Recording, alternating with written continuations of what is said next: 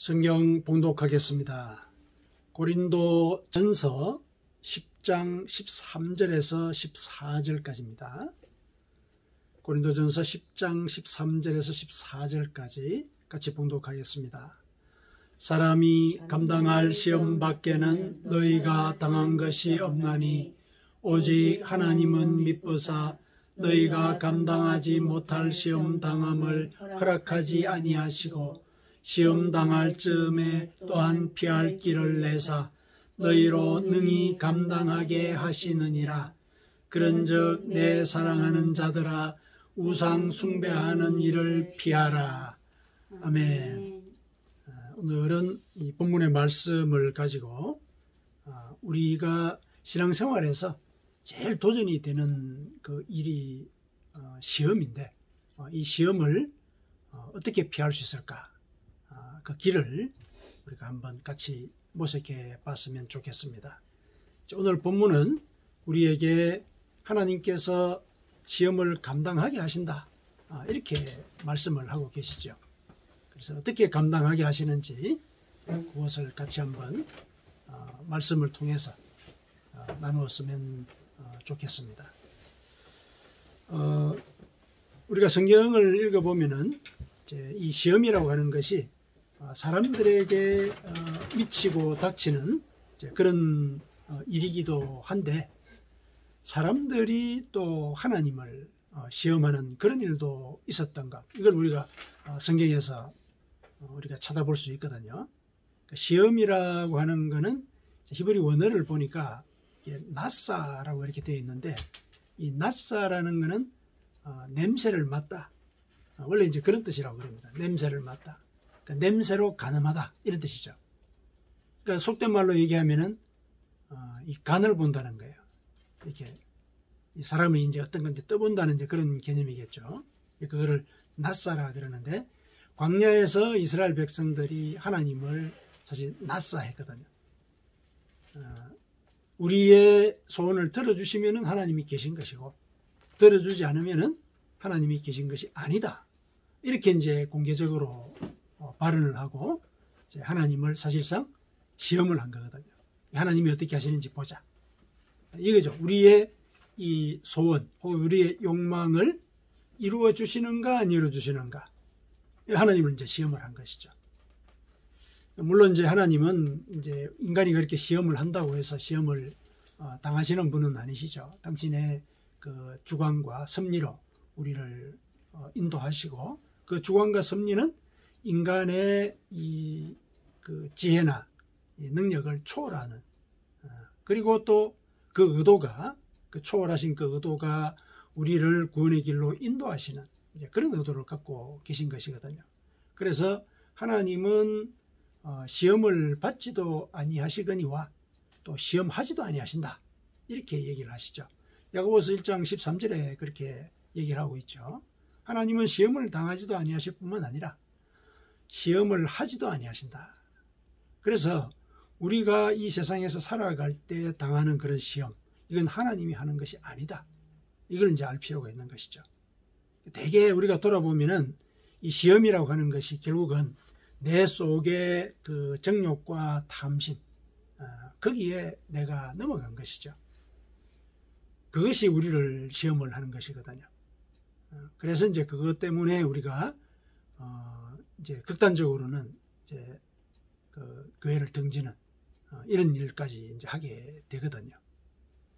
그것이 결국은 이 시험의 원인인데, 우리는 이제 하나님이 나를 시험하시는가 보다 이렇게 또 얘기를 하기도 하죠.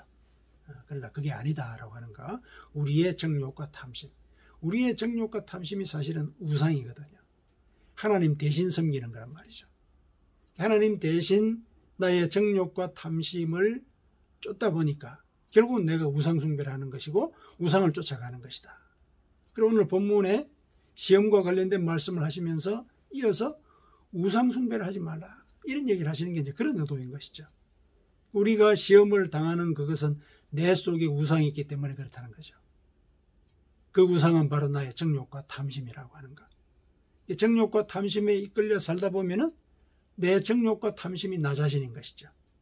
그런데 그거는 결국 하나님께서 말씀을 하셨듯이 멸망의 길이다. 그걸 우리가 알아야 되는 것입니다.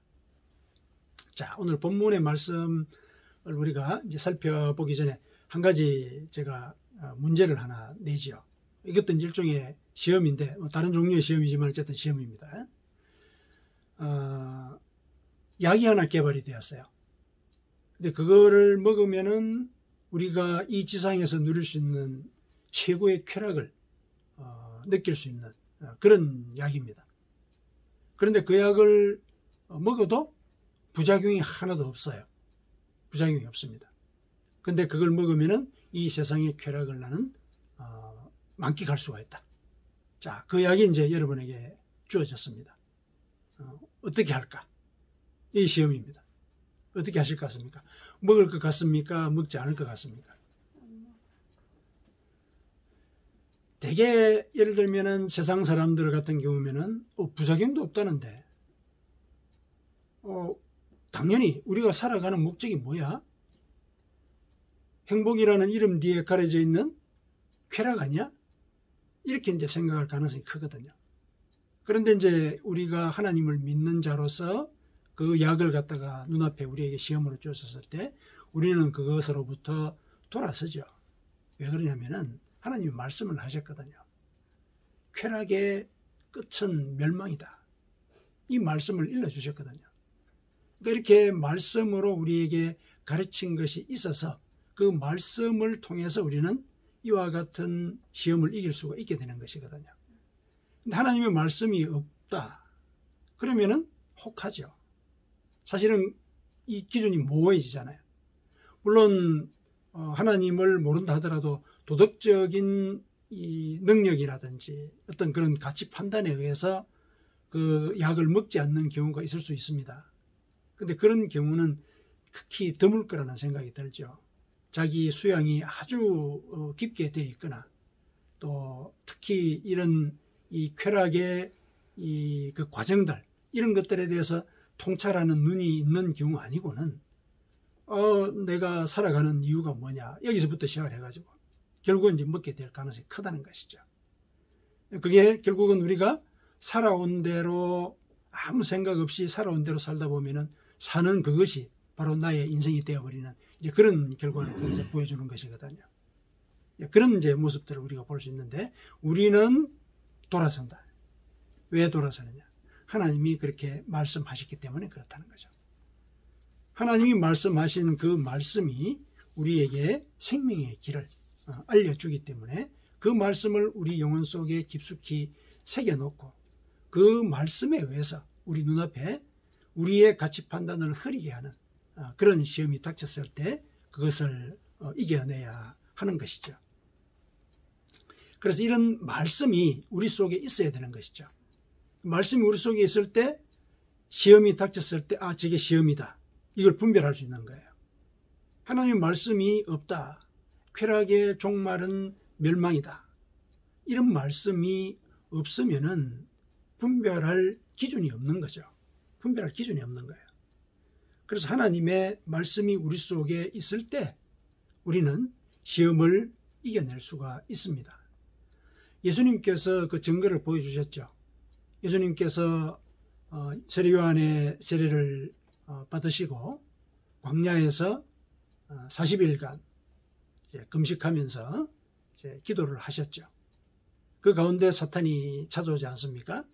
세 개의 시험을 하는데 그 세 개의 시험의 내용을 보면은 우리 인간들이 아무 생각이 없을 때 누구나 넘어가기 쉬운 그런 시험들이죠. 40일간 금식을 하면서 줄였기 때문에 얼마나 배가 고프겠습니까? 근데 그 앞에서 많이 널려있는 이런 이 돌멩이들을 가지고 떡을 한번 만들어 봐라. 너가 하나님의 아들 아니냐? 그 정도 못하냐? 떡 만들어 먹어라. 이렇게 이제 얘기를 한 거죠. 하나님의 이제 말씀이라고 하는 것이 결국은 육신을 먹여 살리지 못한다라는 이제 그런 암시가 이제 그 속에 들어 있는 거죠. 사탄의 이 꾀임 속에는 지금 당장 배가 고픈데 당장 만들어 먹어. 이렇게 이제 유혹을 하는 것이죠. 그때 이제 예수님께서는 사람이 떡으로만 사는 게 아니다. 떡 먹고 사는 건 맞다. 맞지만은 떡으로만 사는 게 아니야. 떡으로만 사는 게 아니고 하나님의 입에서 나온 말씀으로 사는 것이다. 진정한 생명은 하나님의 말씀이 우리에게 주는 것이다. 이걸 이제 깨우쳐 주는 것이죠. 물론 내가 이 자리에서 배가 고프니까 돌로 떡을 만들어 먹을 수 있다. 이제 인간이 그럴 수가 있다. 배고프면. 그러나 그게 인생의 목적은 아니다. 진정한 생명. 그걸 알고 내가 떡을 먹더라도 떡을 먹어야 된다. 이걸 이제 일러주신 것이죠. 나는 지금 현실적인 필요, 거기에 매여 사는 존재가 아니다. 이걸 이제 선포를 하신 것이죠. 그게 이제 이 신명기에 나온 그 말씀을 가지고 그 시험을 이기신 것이거든요. 사람이 떡으로만 살 것이 아니라 하나님의 입에서 나오는 말씀으로 산다. 이 신명기에 나오는 말씀이에요.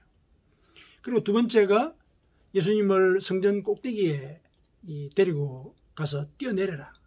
뛰어내리면 아마 천사가 와서 너를 구해줄 거야. 그거 한번 보여줘봐. 왜? 너가 하나님의 아들이라면서. 그러면은 천사가 와서 네가 하나님의 아들인 걸 증명할 거 아니야. 이렇게 이제 시험을 한 것이죠. 우리가 이제 그 신앙생활을 하다가 보면 이제 이런 이제 시험들이 있는 거죠. 하나님을 믿는다면서 기도 좀 해줘. 기도하면은 다 낫는다면서 이런 이제 그 시험들이 오는 것이죠. 그런 이제 시험을 하신 것이거든요. 받으신 것이거든요. 그랬을 때 예수님께서 주 너희 하나님을 시험하지 마라. 인간에게 이 베풀어지는 기적과 같은 일, 이거 아무나 혹은 사람이 원한다고 되는 게 아니다. 이거는 하나님의 거룩한 뜻에 따라서 하나님의 주권으로 이루어지는 일이지 우리가 요청하고 우리가 또 강구한다고 해서 그런 일이 주어지는 건 아니다. 하나님의 뜻을 따라야지 하나님을 시험하면 안 된다. 이것도 이제 신명기에 나온 말씀이거든요. 그 말씀을 가지고 또 물리쳤죠. 그 다음에 세 번째가 만국의 영광을 다 보여주면서 나한테 절만 해. 그럼 이거 다 줄게. 이렇게 이제 얘기를 하죠. 그랬을 때 이제 역시 또 신명기의 말씀을 가지고 예수님께서 주 너희 하나님만 섬기라. 이렇게 이제 말하고 사탄을 물리치죠. 이 세상의 만국의 영화, 그것이 아무리 영화롭다 하더라도 결국은 죽게 되는 거죠. 우리가 죽으면 그 영광은 아무것도 아니죠. 그리고 그 영광 자체도 결국 소멸된단 말이죠. 영원하신 하나님만을 바라보고 섬겨야 한다. 그 말씀으로 이제 이 사탄의 유혹을 물리치셨거든요. 그러니까 예수님께서 물론 하나님의 아들이시기 때문에 사탄을 분별하고 그 사탄의 시험을 물리치셨다 이렇게 얘기할 수 있지만은 그 물리치는 그 과정에 성경 말씀을 다 이용을 하셨거든요. 성경 말씀. 우리에게 시사하는 바가 크죠. 시험을 이길 수 있는 길은 예수님께서 시험을 받으신 이 과정에 우리에게 알려주고 있는 것이죠. 뭐냐? 하나님의 말씀. 그걸 내면화시킬 수 있어야 된다. 그 내면화시키는 그 과정에 기도가 있어야 한다. 이거 두 가지 알려주시는 거죠. 금식을 하는 그 과정이 기도의 과정이었지 않습니까? 기도는 하나님의 말씀이 내 속에 내면화되는 그런 통로예요. 기도를 할 때 하나님의 뜻을 우리가 묻잖아요. 하나님 어떻게 했으면 좋겠습니까? 이렇게 이제 우리가 뜻을 묻는단 말이죠. 이런 과정들이 우리 속에 영혼의 눈을 열게 하고 영혼의 눈을 열게 함으로써 하나님이 주신 말씀, 성경 말씀 이런 것들에 대해서 우리가 영적으로 예민해진단 말이에요. 예민해져요. 그래서 하나님의 그 말씀을 적절하게 우리의 영적인 무기로서 활용을 할 수 있게 되는 것이거든요. 그래서 시험을 이길 길은 바로 하나님의 말씀과 기도다. 이거를 예수님께서 일러주신 것이죠. 친히 일러주신 것이죠. 시험을 몸소 당하심으로 해서. 그런 과정을 통해서 우리가 악에게 지지 않는 그런 능력들을 우리가 가질 수가 있게 된다. 시험이 닥쳤을 때 저게 시험이다 하고 이렇게 이제 피할 수가 있게 된다는 얘기죠. 오늘 본문을 보니까 하나님께서는 우리에게 시험을 피할 길을 주신다 이렇게 얘기를 하지 않았습니까? 피할 길을 주신다. 인간이 감당하지 못할 시험을 당하도록 내버려 두지 아니하시고 시험이 닥칠 즈음에 그 시험을 피할 길을 주신다 이렇게 얘기를 하셨습니다. 그러니까 피할 길을 일러주십니다. 어떻게 일러주십니까? 성령을 통해서 일러주시죠. 우리 속에 일러주신단 말이죠. 일러주시는데 그런데 왜 우리가 시험에 빠집니까? 우리가 하나님을 믿는다라고 하지만 시험에 빠질 때가 많거든요. 그래서 우리가 늘 회개하지 않습니까? 왜 시험에 빠집니까?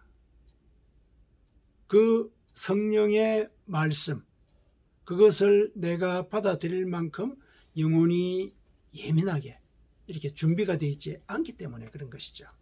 예민하게 준비가 안 돼 있어서 그런 거예요.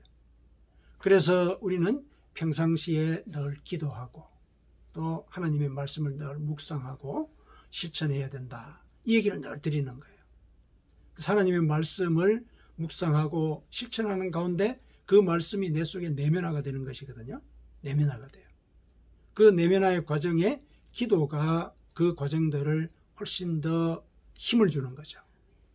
그래서 이와 같은 일들을 우리는 평소에 늘 이어가야 하는 것입니다. 그랬을 때 하나님께서 일러주시는 그 피할 길, 이걸 깨닫게 되는 거예요. 깨닫게 되는 거예요. 우리가 늘 이와 같은 준비가 되어 있지 않으면 시험이 닥칠 때, 이 시험이라고 하는 것은 아까도 말씀을 드렸지만은 모호하단 말이죠. 판단하기 어려운 그런 문제로서 우리에게 다가와요. 왜 판단하기 어려우냐? 내가 평상시에 정욕과 탐심에 대해서 경계하지 않고 그냥 내가 원하는 대로 살아오는 어떤 부면이 있단 말이죠. 어떤 측면에 있어서는. 그러면은 그 측면에 시험이 닥치는 거죠. 그래서 이제 내가 살아왔던 대로 그냥 자연스럽게 그 일을 받아들이게 되면 시험에 넘어가게 되는 거거든요. 그런데 내가 자연스럽게 느끼는 그 부분에 대해서 하나님은 뭐라고 얘기하시는가? 이것을 우리가 평상시에 성경 말씀을 통해서 깨닫고 또 나의 생각이 어떤 면에서 고쳐야 될 것인가 이런 것들을 늘 묵상하고 실천하고 기도하고 이게 그 평상시에 준비가 되어 있어야 하는 것입니다. 그래야 그와 같은 문제가 닥쳤을 때 돌아설 수 있는 거거든요. 그 과정 속에서 이제 우리가 하나 예를 들어 볼 수 있는 게 잠언 7장에 보면은 이제 이런 사례가 제시가 되어 있습니다. 이제 요부가 등장합니다. 요부가 밤에 이제 길을 어슬렁거리는 이제 젊은이를 하나 꿰죠. 오늘은 남편도 없고 남편이 은 주머니를 갖고 갔으니까 아마 멀리 갔다 올 것이다. 장기간 출타할 것이다. 그러니까 오늘 우리 집에 가자. 내가 오늘 당신을 만난 거는 내가 그동안 서원제를 드린 아마 그런 덕택인 것 같다. 이렇게 이제 이렇게 유혹을 하죠. 그 젊은이가 이제 그 얘기를 듣고 이렇게 생각을 했겠죠. 이거는 해가 될 게 없는 쾌락의 순간이다. 이렇게 생각한 거죠. 서두에 제가 시험 문제를 냈던 이제 그 약을 이 젊은이가 이제 받게 된 것이란 말이죠. 부작용이 없는 쾌락을 느끼게 할 만한 약을 이 젊은이가 받은 거죠. 잠언 7장에는 그 젊은이가 그 약을 먹습니다. 그 약을 먹어요. 들어가죠. 그런데 잠언 7장에 이 잠언을 일러준 이 지혜자는 거기서 무슨 얘기를 일러주느냐 하면은 잠언 7장 23절에서 27절 사이인데요. 제가 읽어드리겠습니다. 그 젊은이의 필경은 마지막은 화살이 그 간을 뚫게 되리라. 새가 빨리 그물로 들어가되 그의 생명을 잃어버릴 줄을 알지 못함과 같으니라. 자기가 잡힐 줄 모르고 그 그물 속으로 그냥 달려 들어간다는 얘기죠. 꼭 그것과 같다. 그 집은 스올의 길이라. 지옥의 길이라는 얘기죠. 사망의 방으로 내려가느니라. 성경 말씀에 이제 이와 같은 사례를 들어서 쾌락에 대해서 우리가 주의해야 된다. 특히 그 쾌락, 부작용이 없는 이런 것으로서 우리에게 유혹이 올 가능성이 있다. 어떻게 할 거냐? 이 성경 말씀을 우리가 기억을 해야 되는 것이죠. 늘 이제 묵상을 했다면은 하나님은 우리가 부작용이 없는 그 쾌락에 대해서도 이와 같은 입장을 갖고 계시는구나. 이 쾌락에 빠지게 되면 결국 화살이 간을 뚫는 것 같은 그런 결과를 초래한다. 새가 그물에 지가 죽을 줄도 모르고 달려드는 것과 같은 그런 결과를 초래한다. 물론 이제 그 이후의 여파들 우리가 상식적으로 생각할 수 있잖아요. 이제 그 여인의 집안이 파탄이 나고 또 이렇게 그 남편이 이 복수를 하고 이런 것들도 이제 상상을 할 수가 있고 그런 현실적인 문제뿐만 아니라 쾌락에 빠지는 그 자체가 그의 영혼을 망가뜨린다. 이렇게 이제 성경이 일러주고 있는 것이죠. 이런 성경 말씀, 이런 것들이 내면화되어 있어야 되는 것이죠. 그래야 그와 같은 유혹이 왔을 때 돌아설 수 있게 되는 것입니다. 예수님께서 이제 그걸 보여주신 것이죠. 성경 말씀으로 사탄의 유혹들을 다 피한 그 현장이 우리에게 시험을 이길 길을 우리에게 주시는 겁니다. 그렇다면 하나님이 피할 길을 일러주신다라고 했을 때 그 피할 길이라고 하는 것은 초월적으로 주어져요. 그렇죠? 초월적으로 주어집니다. 다만 그 초월적으로 주어지는 그것을 우리가 깨닫지를 못한다. 그러면 결국은 피할 길을 주시지 않은 거나 마찬가지거든요. 그 피할 길을 주셨을 때 우리가 그걸 깨달아야 되는데 어떻게 깨닫느냐? 하나님의 말씀이 내 속에서 실천되는 그런 생명의 말씀이 되어야 된다. 그게 평상시에 우리가 해야 되는 일이다. 그리고 기도하는 과정에 그 말씀이 내 영혼에 새겨지도록 이와 같은 일들을 우리가 늘 했을 때 실은 시험의 현장에 우리가 가더라도 내가 내면화했는 그 말씀과 그 기도의 이력이 바로 피할 길이 되는 거예요. 바로 피할 길이 되는 거죠. 왜냐하면 그 말씀이 생각이 난단 말이죠. 이 상황에서는 이 말씀이 생각이 나. 그럼 돌아선다는 얘기죠. 그러면은 하나님께서 우리에게 주신 그 피할 길은 초월적으로 주어지는 것이 맞는데 그 초월적인 그 계기를 우리가 포착을 하기 위해서는 하나님의 말씀이 내 속에 들어있어야 된다. 왜냐? 하나님은 말씀으로 우리에게 일러주시는 분이시거든요.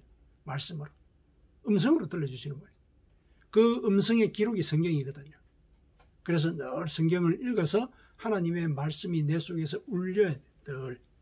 내 속에서. 내 뇌리에서 그 말씀들이 늘 이렇게 자국이 남아있어야 된다는 얘기죠. 그 과정에 새로운 어떤 시험이 닥치더라도 그 시험의 어떤 의도, 이거를 성경 말씀이 일러주는 거죠. 내가 깨닫는단 말이죠. 그렇게 해서 나는 결국 시험을 피하게 된다. 그러면은 우리에게 일러주신 그 피할 길은 결국 하나님의 말씀이다. 이렇게 얘기할 수 있어요. 우리는 이 성경을 통해서 그 말씀을 늘 배우잖아요. 그러니까 성경이 우리에게는 하나님의 그 피할 길, 시험을 피할 길이라는 그 은혜의 보고인 것이죠. 그것을 북돋우는 것이 또 기도이고. 예수님께서도 그러지 않았습니까? 제자들에게 시험에 빠지지 않도록 기도해라. 예수님께서 십자가에 달리시기 전에 겟세마네 동산에서 피땀을 흘려서 기도를 하실 때 제자들이 잤습니다.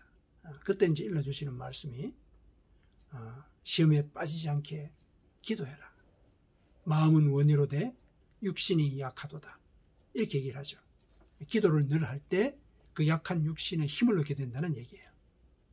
그렇게 이제 일러주신 것입니다. 하나님의 말씀을 우리가 늘 실천했을 때 하나님의 그 뜻을 우리가 받아서 시험을 이길 수 있게 된다 그랬는데, 그러면은 이 하나님의 말씀은 또 어떤 능력이 있길래 그런 우리에게 지혜를 주느냐, 그것도 성경이 또 우리에게 일러주고 있죠. 히브리서 4장 12절에 우리가 잘 알고 있는 성경이죠.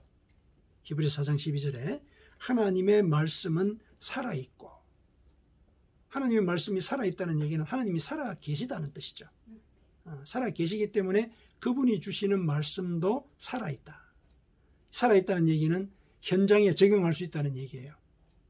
내가 영혼의 눈을 열고 있다면 그 순간에 하나님께서 일러주시는 그 말씀을 현장에 적용할 수 있다. 이게 살아있는 말씀이죠. 현장에 적용할 수 없으면 그거는 그냥 문자죠. 그냥 문자란 말이죠. 성경도 우리가 이걸 실천을 하지 않으면 그냥 문자예요. 문자가 가득 들어있는 문서죠. 그것에 불과합니다. 그런데 그 문자를 내가 실천을 한다. 그러면 그거는 말씀이 되는 것이고 살아있게 되는 것이죠. 그런 이제 생각을 해야 되는 것이죠. 하나님의 말씀은 살아있고 활력이 있다. 생명력이 있다. 좌우의 날선 어떤 검보다도 예리하여 홍과 영과 및 관절과 골수를 찔러 쪼개기까지 하며 우리의 습관을 바꿔준다는 얘기죠. 홍과 영과 및 관절과 골수를 찔러 쪼갠다는 얘기는 우리 습관을 바꿔준다는 거예요. 육신의 습관을 바꿔주는 거예요. 또 마음의 생각과 뜻을 판단하나니 이렇게 얘기를 하죠. 우리의 생각과 뜻까지도 판단한다. 일러준다는 얘기죠. 너 지금 그거는 하나님의 뜻에 맞지 않는 거다. 일러준다는 거죠. 판단한다는 게 그런 뜻이죠.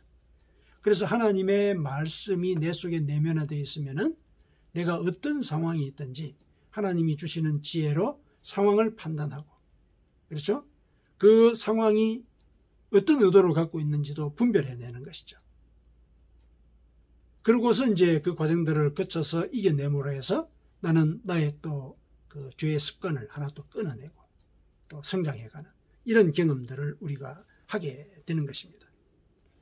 그런 판단에 따라서 우리가 이제 그 신앙의 어떤 미혹, 미망을 이겨낼 수 있게 되는 것입니다.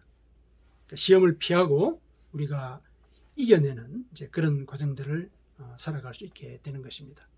그래서 오늘 이 본문 속에 이제 우상숭배를 피하라 그렇게 일러주신 이제 그 말씀은 결국 우상숭배라고 하는 것이 나의 익숙한 습관, 내가 옳다고 생각하는 그런 판단에 따라서 살아왔던 그 삶의 태도, 이런 것들을 이제 우상이라고 보는 것이죠. 거기에 우리가 집착을 하거나 거기에 매여 있으면은 결국은 하나님을 떠나게 된다. 왜냐? 그게 나의 신이니까. 그게 나의 우상이니까. 그걸 갖다가 피하거나 떠날 수 있으려면은 그거는 결국은 하나님께서 주시는 피할 길, 그걸 우리가 갖고 있어야 된다. 그 길이 뭐냐? 하나님의 말씀과 또 기도. 이거 이외에는 우리가 시험을 피할 길이 없다. 이렇게 이제 생각을 하셔야 되는 것이죠. 그래서 하나님의 말씀을 늘 묵상하고 실천하는 것. 그게 나의 홍과 영과 및 관절과 골수를 찔러 쪼갠다. 변화시켜 준다는 거죠. 해부해서 불필요한 것들, 잘못된 것들 도려낸다는 얘기죠. 그 일을 갖다가 성경의 말씀, 하나님의 말씀이 해낸다는 것이죠. 그리고 이제 늘 기도하는 가운데 우리가 그 말씀이 내면화되는 이제 그런 과정들을 우리가 살아가야 하겠습니다. 사랑하는 성도 여러분, 하나님의 말씀을 배우고 익히는 일에 우리의 열정을 품읍시다. 우리의 주변에는 우리의 대적 마귀가 우는 사자와 같이 두루다니며 삼킬 자를 찾고 있다. 베드로후서 5장 8절에 그렇게 얘기를 했거든요. 실제로 그러합니다. 우는 사자와 같이 두루 삼킬 자를 찾고 있다. 그러므로 우리가 근신하여 깨어 있어야 한다. 이렇게 우리에게 일러주고 있습니다. 우리가 그렇게 말씀과 기도로 우리 스스로를 준비하고 또 영적으로 무장을 할 때 우리는 하나님의 사람으로 온전하게 되어서 모든 선한 일을 행할 능력을 갖추게 됩니다. 하나님의 인도 아래서 또 성령의 가르침을 쫓아서 말씀과 기도로 우리의 평생을 이어가기를 다 함께 축원합니다. 아멘.